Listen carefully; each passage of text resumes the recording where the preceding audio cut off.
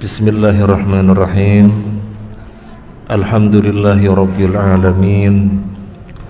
Wa bihi nasta'inu ala umuri dunya waddin.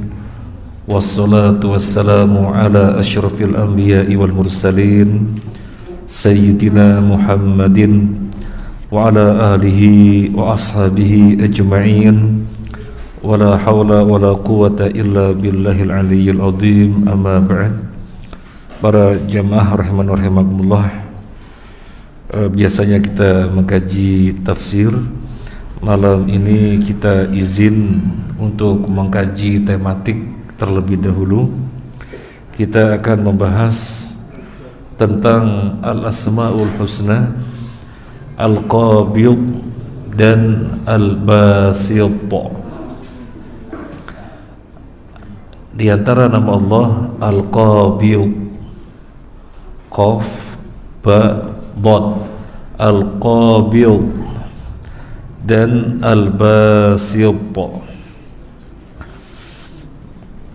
Kenapa kita perlu mempelajari Al-Asma'ul Husna? Jawabannya banyak. Di antaranya adalah karena Allah tidak boleh dikenali secara global. Kalau mengenali Allah secara global, orang kafir juga mengenalinya. Mereka kenal dengan nama Allah. Nama Allah mereka kenal. Tapi selain nama Allah Ar-Rahman, Ar-Rahim, Al-Malik, Al-Qudus, Al-Qabid, Al-Basit, mereka nggak kenal. Makanya ini membedakan dengan orang kafir. Kita harus mengenali Allah secara rinci. Kemudian yang kedua, untuk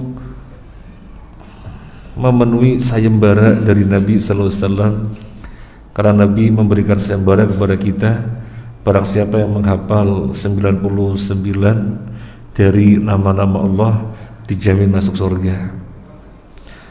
Maka tentu kita harus menyiapkan waktu untuk bisa mengkajinya, karena yang dimaksud menghafal bukan sekedar menghafal lafaz-lafaznya, bukan, tapi paham maknanya dan diupayakan untuk bisa berdampak dalam kehidupan kita. Itulah sesoleh-solehnya orang, dan kesolehan itu faktor untuk masuk surga. Makanya Nabi bersabda, siapa menghafalnya niscaya masuk surga.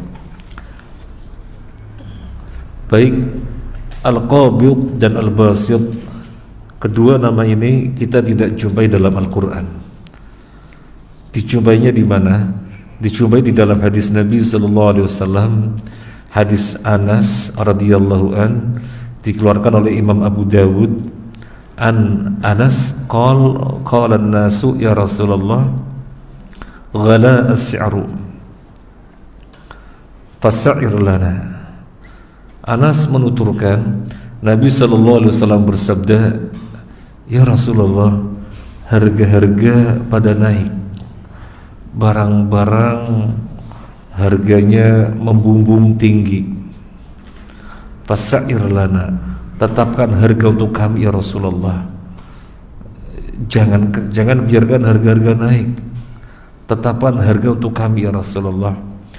Faqala Rasulullah sallallahu alaihi wasallam, Nabi sallallahu alaihi wasallam menjawab, innallaha huwal musa'ir al-qabid al-basit. Nabi menjawabnya, Allah lah al-musa'ir, zat yang menetapkan harga, dialah al-qabid al-basit. Jadi dari hadis ini kita mengetahui Allah memiliki nama al-qabid al-basit. Di dalam Al-Quran tidak dijumpai kecuali kata kerja. Dalam Al-Baqarah 245 kata kerja atau fi'il gitu ya. A'udzu billahi minasyaitonir rajim. Man dzalladzi yuqridullaha qardan hasanan fayudha'ifah فيضاعفه له أضعافا كثيرة والله يقبض ويبسط وإليه ترجعون. Wallahu yakbidu wa yabsutu. Jadi disebutkan fi'il Allah yakbid dan Allah yabsut. Yakbid ini kan fi'il mudhari', isim fa'ilnya qabid. Yabsut ini kan fi'il mudhari', isim fa'ilnya basit. Jadi di dalam Al-Quran disebutkan dengan kata kerja ada Allah yakbid dan Allah yabsut.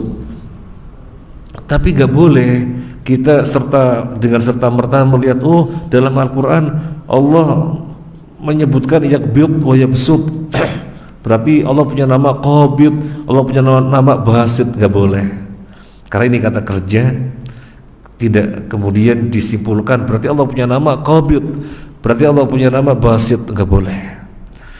Terus qabid dan basit diketahuinya di mana? Dalam hadis.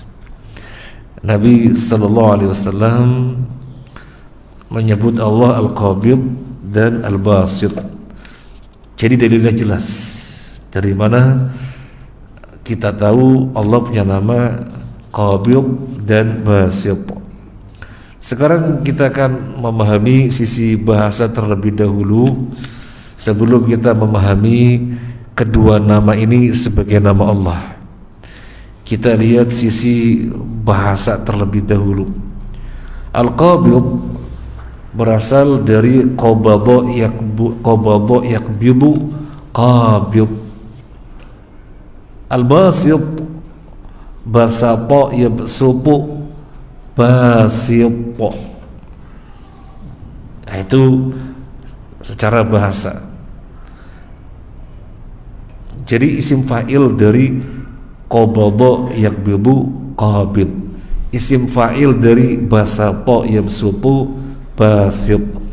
Artinya apa? Qabada kalau pasangannya ala, qabada ala artinya menggenggam sesuatu setelah diperolehnya. Kalau qabadaan artinya menahan sesuatu. Intinya qabada itu menahan, menggenggam, ya, menahan, menggenggam, itu maknanya. Kalau basata yabsutu kebalikannya, basata yabsutu melimpahkan, menggelontorkan, membentangkan, dan yang semakna dengannya. Jadi kebalikannya, qabada menggenggam, menahan, berarti basata yabsut basit menggelontorkan, menganugerahkan, melimpahkan, membentangkan, dan yang semakna. Ini secara bahasa. Setelah jelas secara bahasa, mari kita memahami kedua nama ini sebagai nama Allah. Tetapi sebelumnya, satu hal yang penting sekali di dalam membahas nama Allah Al-Qabid dan Al-Basit, keduanya tidak boleh dipisahkan. Gak boleh.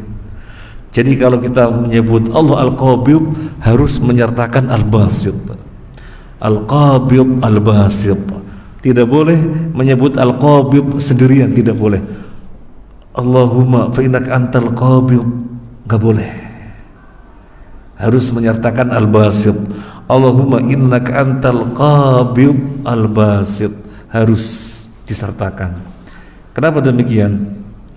Kalau kita menyebut dengan Al-Qabid saja, maka kita menyebut Allah sebagai zat yang bakhil, yang menahan, yang pelit, dan itu maknanya negatif. Tidak mungkin Allah bakhil, menahan, pelit, medit, mengkirit, gitu ya. Tidak mungkin. Makanya nggak boleh menyebut dengan Al-Qabid secara sendirian, harus disertakan Al-Basit. Harus disertakan Al-Basit. Al-Basit artinya apa? Menggelontorkan, melimpahkan, menganugerahkan, melapangkan. Jadi Allah Al-Qabid, menahan, tetapi menahannya itu Al-Basit, melapangkan. Allah menggenggam, tetapi menggenggamnya itu Al-Basit, melimpahkan. Jadi gimana maknanya? Maknanya adalah Allah Al-Qabid yang menunjukkan dia berkuasa, tetapi Allah Al-Basit, berkuasanya itu maha hikmah. Jadi bukan menahan yang maknanya negatif, tetapi menahannya penuh hikmah. Karena Al-Qabid Al-Basit, karena Al-Qabid Al-Basit. Ini satu hal yang penting sekali di dalam mempelajari nama Allah Al-Qabid, harus disertakan Al-Basitnya. Dan di dalam Al-Quran ketika Allah menyebutkan Yaqbid, disebutkan dia besut. Surat Al-Baqarah 245 tadi, wallahu yaqbidu wa yabsutu. Allah menahan, yaqbid wa yabsutu, dan melapangkan. Karena menahannya tidak serta-merta menahan yang berarti pelit, bakhil, tetapi menahannya itu dia juga melapangkan sisi lainnya, menganugerahkan sisi lainnya. Berarti menahannya untuk suatu kebaikan. Jadi enggak yaqbid saja, yaqbid wa yabsut. Baik. Kemudian ketika kita merasakan kesempitan, kesulitan, kemudian banyak hal atau ada hal yang belum tercapai, berarti kita sadar Allah Al-Qabid. Kita sadar memang Allah memiliki sifat Al-Qabid, sehingga sesuatu yang kita inginkan ada kalanya belum tercapai atau tidak tercapai. Apa yang kita kejar ada kalanya belum diraih atau tidak diraih. Kita sadar Allah Al-Qabid. Suatu ketika yang kita rasakan, apa yang kita inginkan Allah wujudkan, apa yang kita cari Allah datangkan. Kita sadar Allah Al-Basit. Kita sadar Allah Al-Basit.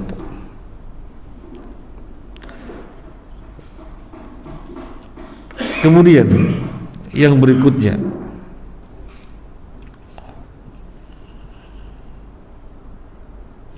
makna Allah Al-Qabid Al-Basit adalah Allah zat yang maha pemberi rizki. Dialah zat yang menghantarkan manusia kepada rizkinya secara tepat, sehingga tidak memungkinkan bagi hamba untuk bersuudzon kepadanya. Harus kita pahami, Allah Al-Qabid, iya, tapi juga Al-Basit. Allah Al-Qabid, iya, menahan, menggenggam, tapi juga Al-Basit. Berarti suatu ketika apa yang kita inginkan belum diberikan, apa yang kita kejar belum didatangkan, jangan sekali-kali suudzon kepada Allah. Jangan sekali-kali suudzon kepada Allah, karena menggenggamnya sebagai Al-Qabid tidak serta merta demikian, tapi dia itu Al-Basit, sehingga tidak mungkin kita suudzon. Loh, kenyataannya saya kan diberi sakit, gak sembuh-sembuh, berarti kesehatan saya ditahan, tidak diberikan. Kenyataannya kan saya banyak kekurangan, kurang harta, kurang apa, berarti kan ditahan. Iya. Kok nggak boleh suudzon?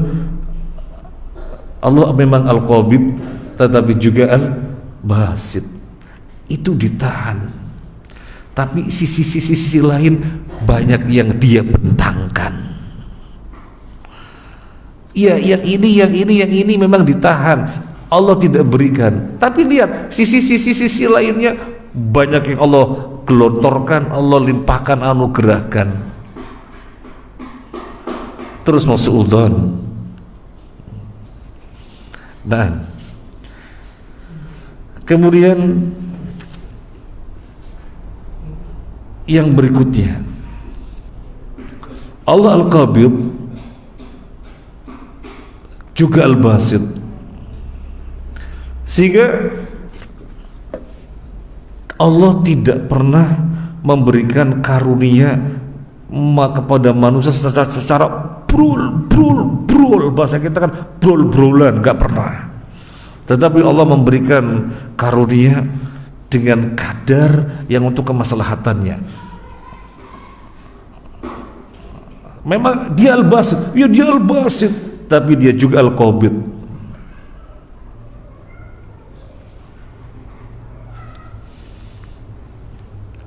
Gambarannya begini, penting sekali kita merenungi Allah al-qabid al-basit. Gambarannya begini, ada orang misalnya uangnya nggak kepakai, uangnya berapa sih?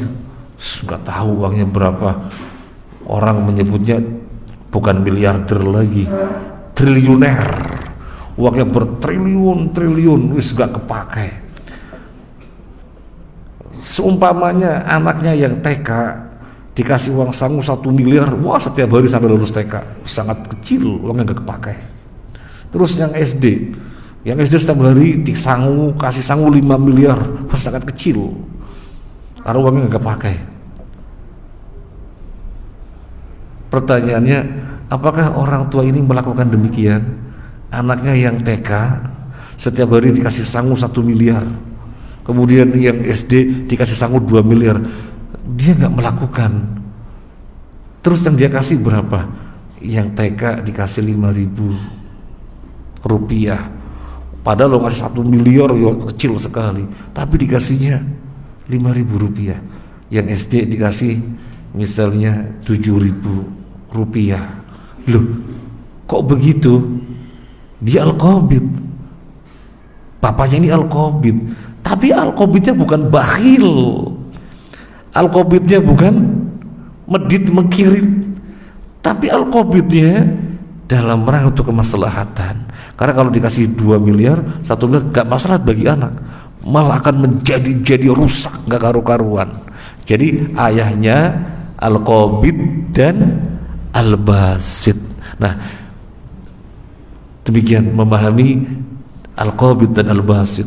Allah ketika menahan, tidak asal menahan yang mananya medit mengkirit, pelit, bakhil, tidak, tapi untuk suatu kemaslahatan, sehingga dikasihkan yang sekiranya untuk kemaslahatannya dia. Dan orang satu dari orang yang lainnya dikasihkannya berbeda-beda, ya karena Allah mengetahui ini orang yang maslahat itu digenggam, rizkinya dikasih sekian saja, yang ini paling maslahat digenggam, rizkinya dikasih sekian saja. Dan kita sekali-kali tidak mungkin suudzon, karena itu yang terbaik yang sudah Allah tetapkan. Dia al-qabid tetapi al-basit. Kita lihat Asy-Syura ayat 27. Asy-Syura ayat 27. Walau basatallahu rizqa li'ibadihi labaghaw fil ard walakin yunazzilu biqadarin ma yasha' innahu bi'ibadihi khabirum basir. Walau basatallahu rizqa li'ibadihi, dan jikalau Allah melapangkan rizki kepada hamba-hambanya secara brolan, labaghaw fil ardi, niscaya manusia akan melampaui batas, walaki yunazzilu biqadarin ma yasha. Tetapi Allah memberikan rizki dengan kadar yang Dia tetapkan, yang Dia kehendakinya, yang Dia tetapkan. Allah Maha Kaya, Maha Kaya. Maha Kayanya seberapa? Siapa yang mau memperhitungkan kekayaan Allah? Wong segala sesuatu yang ada Dia yang menciptakan, dan Dia ketika menghendaki tinggal kun fayakun. Seandainya seluruh manusia meminta kepada Allah dan Allah berikan apa yang mereka minta semuanya, paling-paling sekedar satu tetes air yang diambilkan dari laut, apa berkurang secara signifikan? Ya gak ada artinya. Satu tetes diambilkan dari laut, gak ada artinya. Tetapi kenapa Allah tidak memberikan secara brol-brolan? Ini ayatnya Asy-Syura ayat 27. Walau basatallahu rizqa li'ibadihi labaghaw fil ardi. Kalau Allah melapangkan rizki kepada hambanya, bahasa kita brol-brolan, labaghaw fil ardi. Niscaya manusia akan melampaui batas, mereka akan berbuat kerusakan, akan menjadi-jadi. Makanya walaki yunazzilu biqadarin ma yasha. Allah menurunkan rizki karena kepada hamba dengan kadar yang dikehendakinya untuk kemaslahatan. Maka memahami Allah Al-Qabid Al-Basit menjadikan kita tidak pernah suudzon kepada Allah Azza wa Jalla. Kemudian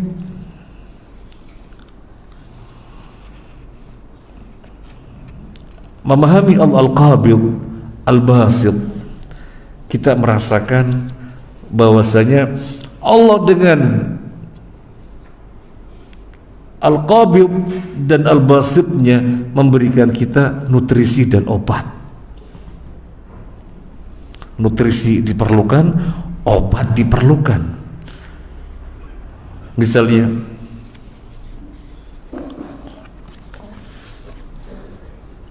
kita sholat bahkan tepat waktu berjamaah, kita baca Al-Quran,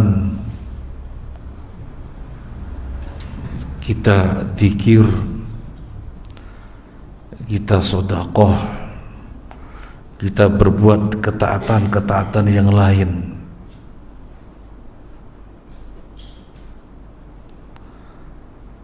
Tetapi kok kayak hampa hidupnya,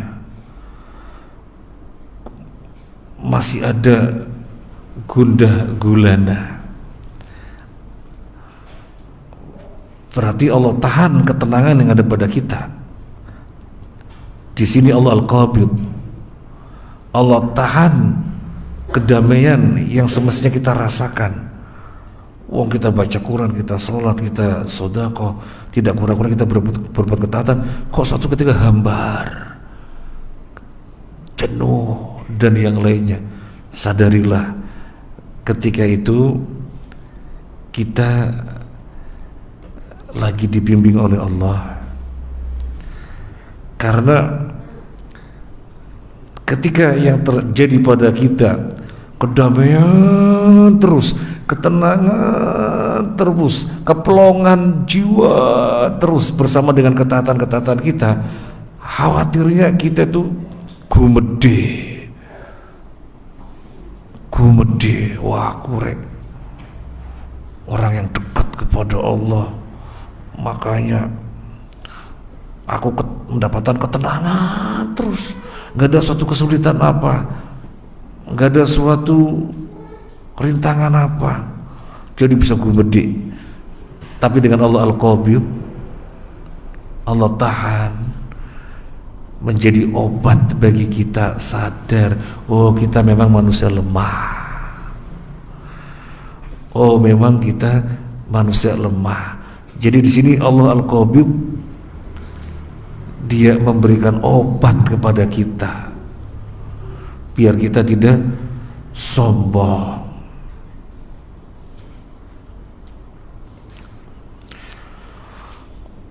Allah berikan kepada kita duit, harta, tempat tinggal, kendaraan, kesehatan, dan yang lainnya Allah berikan.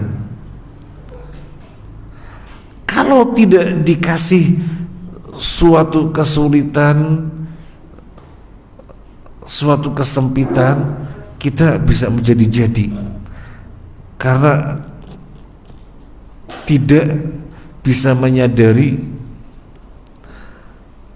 bahwasanya sesungguhnya kita ini lemah, karena yang ada adalah kelapangan, keenakan, kekayaan itu yang ada pada kita. Maka kita bisa menjadi-jadi, bisa sombong kalau hanya Allah sebagai Al-Basit saja, sehingga kita mendapatkan nutrisi terus, kita bisa menjadi-jadi. Tapi ternyata di samping mendapatkan kelebihan, kemewahan, mendapatkan kekayaan, harta, kita masih diberi kesulitan, rintangan, kecapean, keletihan. Oh, sadar memang kita ini lemah. Apanya yang mau disombongkan? Dengan dikobyut kita dikasih obat sehingga tidak menjadi-jadi, tidak sombong. Jadi Al-Basit Al-Qabid, Al-Qabid Al-Basit, kita memahaminya Allah memberikan kita nutrisi dan obat. Dua-duanya penting. Dua-duanya penting.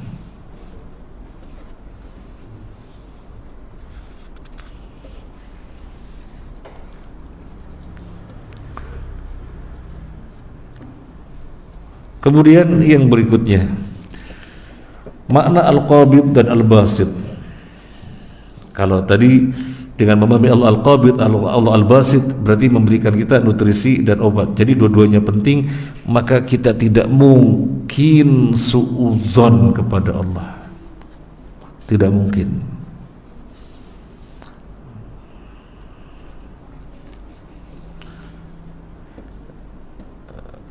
Kemudian yang berikutnya, makna Al-Qabid dan Al-Basit sebagai nama Allah. Allah Azza wa Jalla menahan sebagian roh dan melepaskan sebagian yang lainnya. Sebagian roh ditahan, Al-Qabid.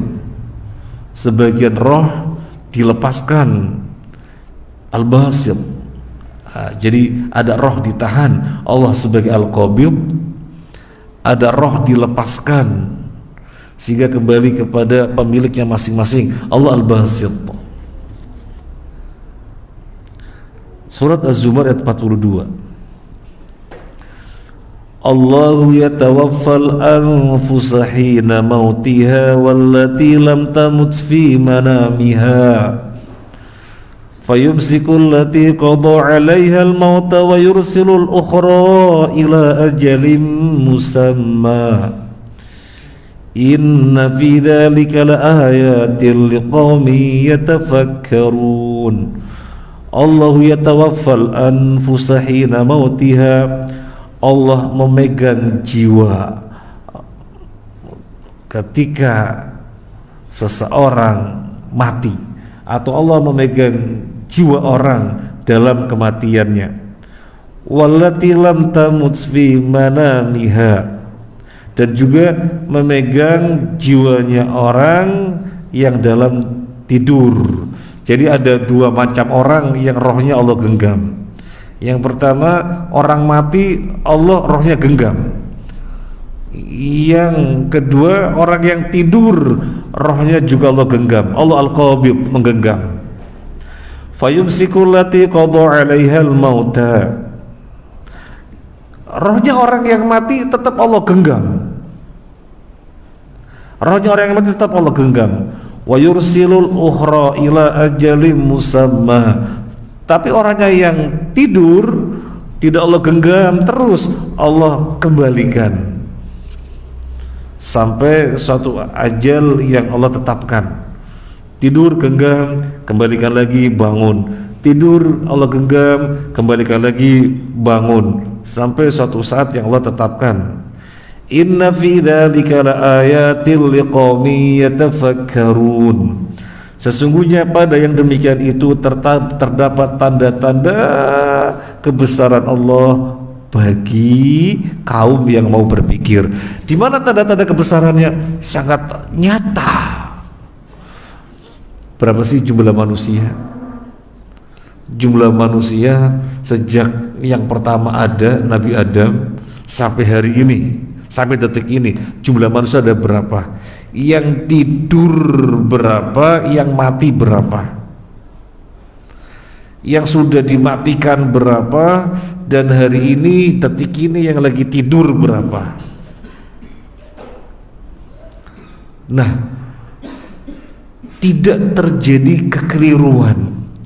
Yang mati rohnya tetap Allah genggam, yang tidur Allahnya kembalikan lagi, rohnya dikembalikan lagi oleh Allah, dan tidak ada yang tertukar. Gak ada tertukar orang yang mati rohnya dikembalikan jadi ada orang mati hidup, dan gak ada orang yang memang lagi tidur belum Allah takdiran ajalnya kemudian jadi mati karena tertukar rohnya. Gak ada. Atau tertukar dari sisi rohnya si fulan A dikembalikan, masuknya ke roh si fulan B, tertukar. Gak ada.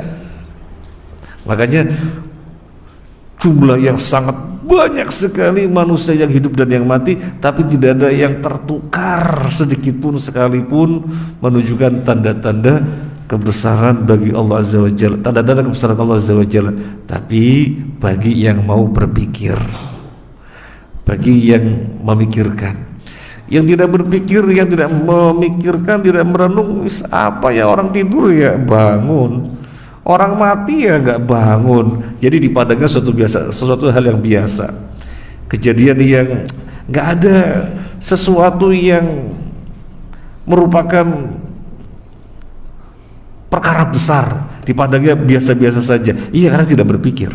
Makanya Allah berfirman, inna fi dzalika laayatil liqaumin yatafakkarun. Sesungguhnya pada yang demikian terdapat tanda-tanda kebesaran Allah bagi kaum yang berpikir.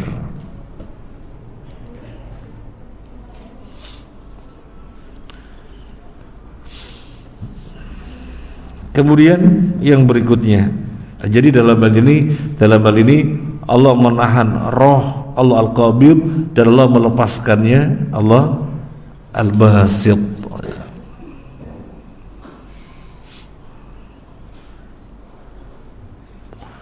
Yang berikutnya,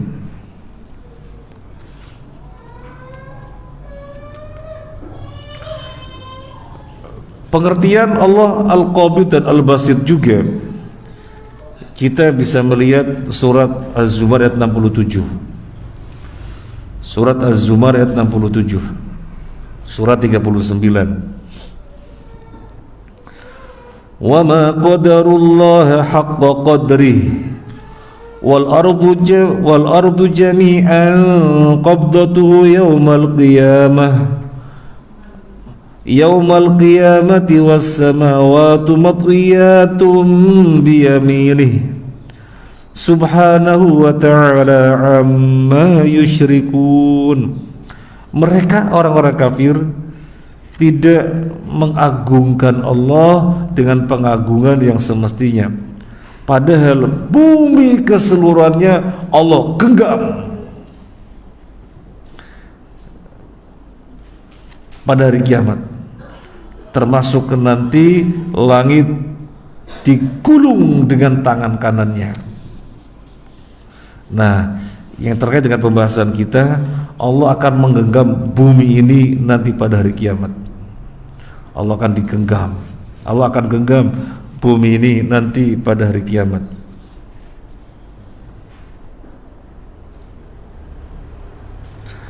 Langit akan digulung, bumi dalam genggaman maksud saya. Langit akan digulung dengan tangan kanannya, dan bumi yang sekarang ini kita berada di atas itu dalam genggaman Allah. Malah dalam hadis disebutkan bumi yang 7 itu pada satu jari Allah, ada pada jemari Allah. Terus apa yang mau disombongkan? Nah, terkait dengan pembahasan kita, Allah menggenggam bumi. Allah menggenggam bumi, termasuk langitnya. Allah qabid sisi apa? Langitnya Allah qabid sisi apa? Allah tahan sisi apa? Tidak jatuh, tidak jatuh menimpa kita, tidak jatuh menimpa kita. Kalau tidak Allah qabid, tidak Allah tahan, ya jatuh menimpa kita.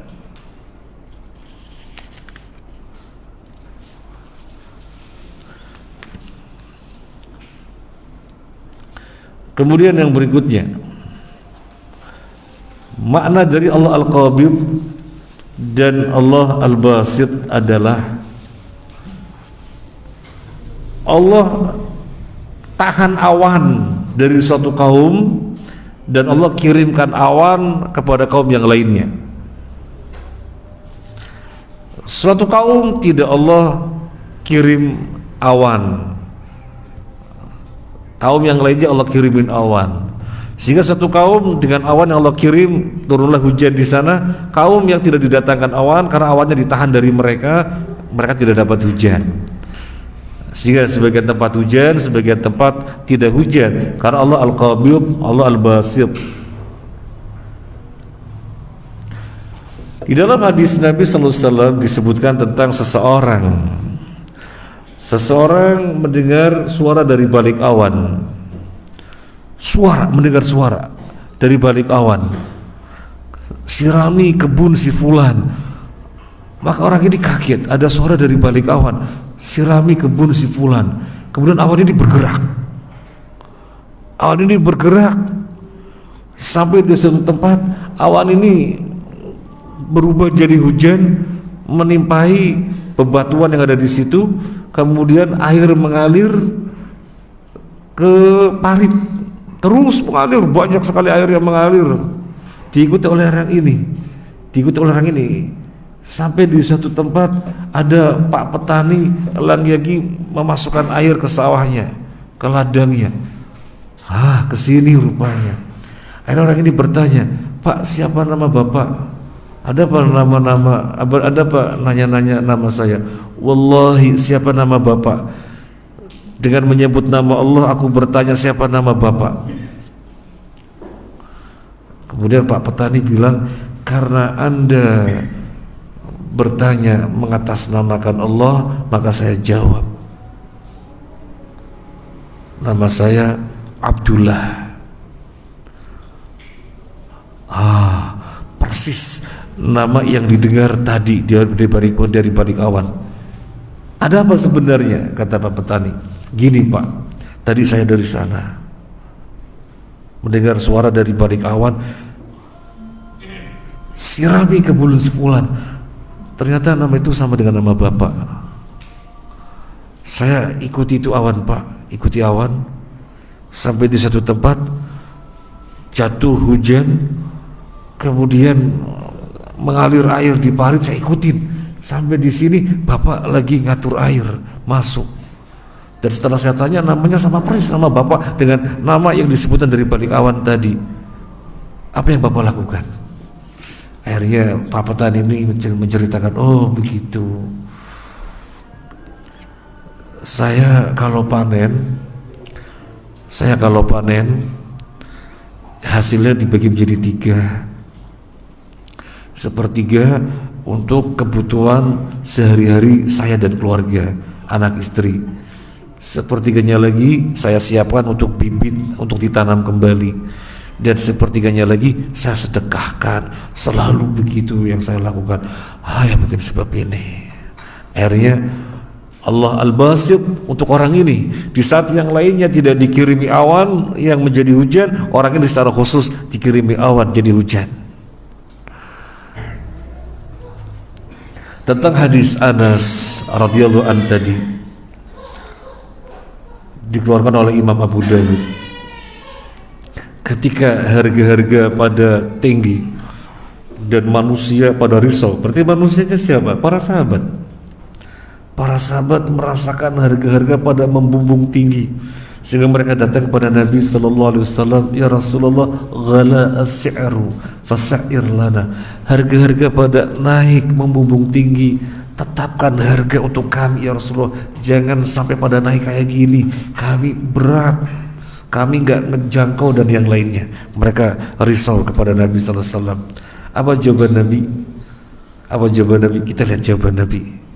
Nabi menjawab, "Innallaha al-musa'ir." Allah lah yang menetapkan harga, al-qabid al-basit. Lebih lanjut Nabi mengatakan ar-raziq. Wa inil arju an alqallaha wa laysa ahadun minkum yutalibuni bi madlamatin fi dhammin fi damin wala malin. Allah lah al-musa'ir yang menetapkan harga. Dia al-qabid al-basit. Dia yang menahan dan dia yang melapangkan. Dialah ar-razik dan yang memberi rezeki. Dan aku berharap berjumpa dengan Allah nanti. Tidak ada satu orang pun di antara kalian yang menuntut aku atas suatu kezaliman terkait dengan darah dan harta. Itu jawaban Nabi. Artinya apa? Artinya perkara menaikkan harga atau tidak menaikkan, ini perkara yang sangat hati-hati sekali. Bukan perkara yang gegabah. Bukan perkara yang gegabah, perkara yang sangat hati-hati sekali. Nabi diminta tetapkan harga ya Rasulullah, biar tidak pada melambung tinggi kayak gini, gak kejangkau kami berat. Nabi tidak langsung menjawab gimana, tapi Nabi menjawab dengan jawaban seperti tadi. Allah lah yang menetapkan harga. Al-Qabid, Al-Basit, Ar-Razzaq, Ar-Raziq. Dan saya berharap pada hari kiamat nanti tidak ada satu orang pun dan dari antara kalian yang menuntutku karena suatu kezaliman terkait harta darah. Apa yang bisa diambil dari hadis ini? Yang pertama, menaikkan harga itu sesuatu yang tentunya diperbolehkan ketika terpenuhi syaratnya. Apa syaratnya? Azas keadilan. Azas keadilan bagaimana? Ya tidak serta-merta melihat satu sisi saja, yaitu pemilik barang, mengabaikan pasar yang akhirnya bangkrut, yang akhirnya terjadi krisis karena hanya semata-mata melihat satu aspek saja, tidak melihat aspek yang lainnya, yaitu para pembelinya atau pasar. Jadi bagaimana? Ya kalau memang sudah merupakan keharusan harga dinaikkan, sudah merupakan keharusan harga dinaikkan, ya tidak mungkin tidak dinaikkan. Kalau memang sudah merupakan suatu keharusan harus dinaikkan, ya tidak mungkin tidak dinaikkan. Kalau dilarang menaikkan malah mendolimi dia. Karena sudah merupakan keniscayaan harus dinaikkan, jangan maka dinaikkan. Tapi pada saat menaikkan, melihat pasar, berapa menaikkan yang wajar, sehingga melihat kemampuan pasar tidak menjadikan kemudian krisis, kolaps dan yang lainnya. Nah ini yang pertama. Yang kedua, kalau menaikkannya tidak dengan azas keadilan, tapi serta-merta melihat si pemilik barang, maka tidak boleh dinaikkan karena akan merugikan pihak yang satunya lagi. Kemudian yang ketiga, misalnya terkait dengan kita, harga-harga naik, barang-barang melambung tinggi, membumbung tinggi. Ini kedzaliman apa keadilan? Misalnya kita tidak tahu kedzaliman apa keadilan ya. Kita kan bisanya mungkin karena nggak punya data. Yang punya data ya bisa menjawab. Yang punya data bisa menjawab bahwasanya ini keadilan misalnya. atau bahwasanya ini kezaliman, yang punya data bisa menjawab. Yang misalnya kita nggak tahu sebenarnya itu keadilan dan kezaliman, kita tidak tahu. Nyata-nyata barang-barang sudah pada naik, nyata-nyata harga-harga sudah membumbung tinggi. Biasa beli bensin 50.000 bisa 1 pekan gitu ya, sekarang 3 hari ya sudah harus isi lagi. Waduh, terasa banget misalnya begitu ya, terasa banget. Apalagi keluar kota misalnya,